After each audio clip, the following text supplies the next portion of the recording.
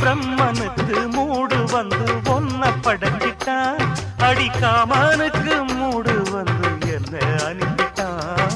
சாமிக்கும் தான் கருணை வந்து அள்ளி கொடுத்துட்டான், நான் தாவணிக்கு வந்த நேரம் பொன்ன அனுப்பிட்டான்.